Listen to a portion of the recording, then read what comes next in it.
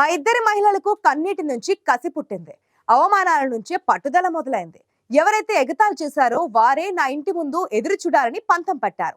5 ఏళ్ల పాటు అధికార పక్షం కంటే స్వపక్షంతోనే అలుపెరగని పోరాటం చేసి అనుకున్నది సాధించారు. ఎన్ని అవరోధాలు ఎదురైనా తల వంచలేదు. ప్రజాబలంతో అధినేతను మెప్పించి టికెట్లు దక్కించుకున్నారు. అనంతగడ్డపై ఎన్నికల క్షేత్రంలో గెలవక ముందే అంతా చర్చించుకుంటున్న ఆ ధీర వనితలు ఎవరు?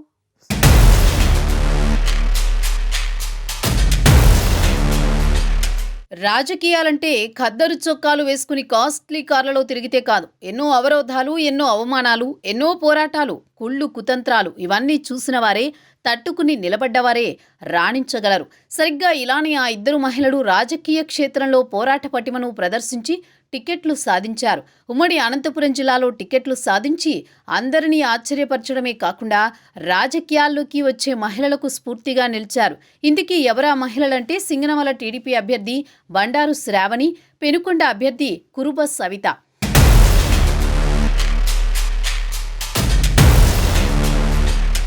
పార్టీ మహిళలకు ఇవ్వాలనుకుంది. రేసులో ఉన్న వారిలో బెస్ట్ అనుకున్న వారికి ఇచ్చేసిందని తేలిగ్గా తీసుకునే విషయం కాదు. ఈ ఇద్దరూ పార్టీలో తలపండిన నేతలతో తలపడి ఇంతదాకా వచ్చారు. వీరిలో పెనుకొండకు చెందిన కురుబ సవిత 2019 ఎన్నికల ముందు వరకు టీడీపీలో సాధారణ నాయకురాలు. మాజీ ఎమ్మెల్యే పార్థసారథి ముఖ్య అనుచరుల్లో ఆమె కూడా ఒకరు. కానీ పెనుకొండ లాంటి కంచుకోటలో ఓటమితో నియోజకవర్గ టీడీపీలో తీవ్రమైన నైరాస్యం ఏర్పడింది. ముఖ్యమైన జిల్లాల్లో సీనియర్ నాయకుడైన పార్థసారథిపై కొంత వ్యతిరేకత ప్రారంభమైంది. ఈ వ్యతిరేకత నుంచి టీడీపీ క్యాడర్కు దిక్సూచిలా కనిపించారు కురుబ సవిత.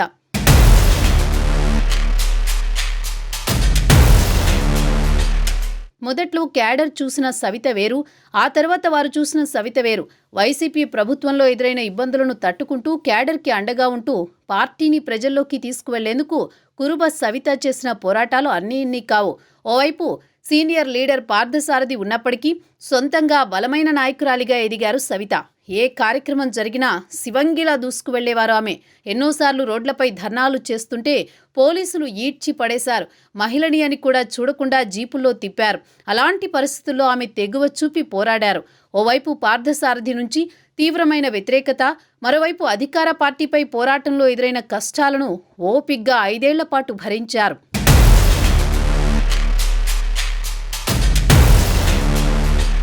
పెనుకొండలో పార్థసారథి సాధారణ నాయకుడేం కాదు. జెడ్పీటీసీ నుంచి ప్రయాణం ప్రారంభించి జెడ్పీ చైర్మన్, ఎంపీ, ఎమ్మెల్యేగా ప్రజా జీవితంలో ఎన్నో ఆటుపోట్లు చూసిన వ్యక్తి. సుదీర్ఘకాలం ఉమ్మడి జిల్లా టీడీపీ అధ్యక్షుడిగా అనుభవం ఉన్న బలమైన నాయకుడు. అలాంటి వ్యక్తితో పోటీపడి చివరికి టికెట్ సాధించారు సవిత. పార్టీ సర్వేలు సవితకు అనుకూలంగా వచ్చాయి. ఆమె జనంలో ఉంటున్న తీరు, అన్నా క్యాంటీన్ పేరుతో ఏడాది కాలంగా ఉచితంగా భోజనం అందించడం వంటి కార్యక్రమాలు ఆమెకు ప్లస్గా మారాయి. చివరికి అధినేత చంద్రబాబు కూడా ఆమె వైపు మొగ్గు చూపి సవితకు పెనుకొండ టికెట్ ఇచ్చారు. అసంతృప్తితో ఉన్న పార్థసారథిని బుజ్జగిస్తూ సవితకు సహకరించేలా సర్ది చెబుతున్నారు.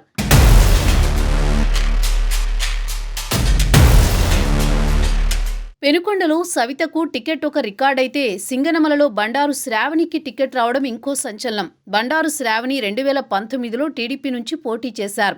అప్పట్లో చిన్న వయసులోని ఆమె టికెట్ సాధించారు. కానీ లోకల్గా ఉన్న సీనియర్ నాయకుల్ని కలుపుకుని పోవడంలో విఫలమయ్యారు. పైగా చివరి నిమిషంలో టికెట్ ఇవ్వడంతో ఎన్నికల బరిలో నెగ్గుకు రాలేకపోయారు.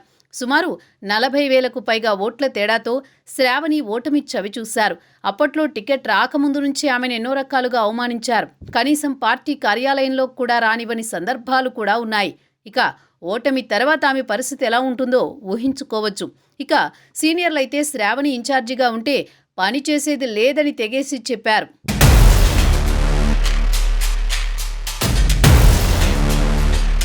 అసమ్మతి నేతల వాదనతో ఏకీభవించి అధిష్టానం కూడా సింగనమలలో 2 మెన్ కమిటీని ఏర్పాటు చేసింది.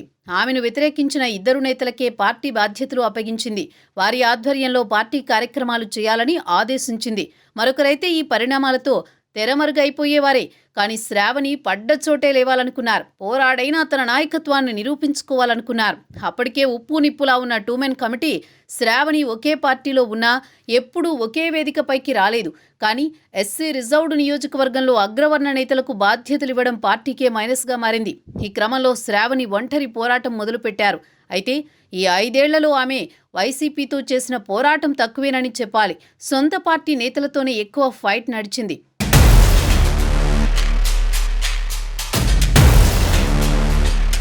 బండారు శ్రావణి ఏ కార్యక్రమం చేసినా ఎందుకు చేశావంటారు. ఏమీ చేయకపోతే ఆమె ఎక్కడుందో తెలియదంటారు. పార్టీ కార్యక్రమాలకు రానివ్వరు, వచ్చినా అవమానిస్తారు. ఇలా ఒకటా రెండా? సింగనమలలో ఆమె చూడని అవమానాలు, పరాభవాలు లేవు. అయినా ఆమె నమ్మింది ఒక్కటే, జనం మధ్యలో ఉండాలని. ప్రతిరోజు గ్రామాల్లో తిరుగుతూ జనాన్ని తన వైపు తిప్పుకున్నారు శ్రావణి. దీనికి తోడు మాస్ ఇమేజ్ ఉండడం ఆమెకు మరింత కలిసొచ్చింది. నియోజకవర్గంలో 80% మంది నాయకులు ఆమెను వ్యతిరేకించినా ప్రజలు మాత్రం శ్రావణి నాయకత్వానికి జై కొట్టారు. టీడీపీ నిర్వహించిన సర్వేలో కూడా ఆమెకే సానుకూల ఫలితం వచ్చింది. అయితే పార్టీ నేతల నుంచి నెగిటివ్ ఫీడ్బ్యాక్ ఉండడంతో 1కి 10 సార్లు సర్వే చేయించారు. ఎక్కడ చూసినా శ్రావణికి ప్లస్ మార్కులు పడ్డాయి. దీంతో పార్టీ నేతలు వ్యతిరేకించిన అధినేత చంద్రబాబు శ్రావణికే టికెట్ కేటాయించారు.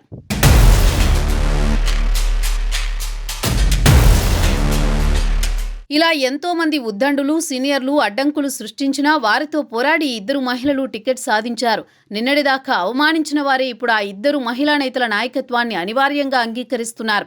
అయితే ఇల్లలకగానే పండుగ కాదంటూ చుట్టూ శత్రువులు ఉన్నారు. టికెట్ సాధించి సగం గెలిచిన 2 మహిళా నేతలు అసలైన ఎన్నికల క్షేత్రంలో సవాళ్లను ఎదుర్కొని గెలిస్తే మాత్రం అది ఒక రికార్డ్ అవుతుంది. వీరే రాజకీయాల్లోకి వచ్చే మహిళలకు స్ఫూర్తి అవుతారు.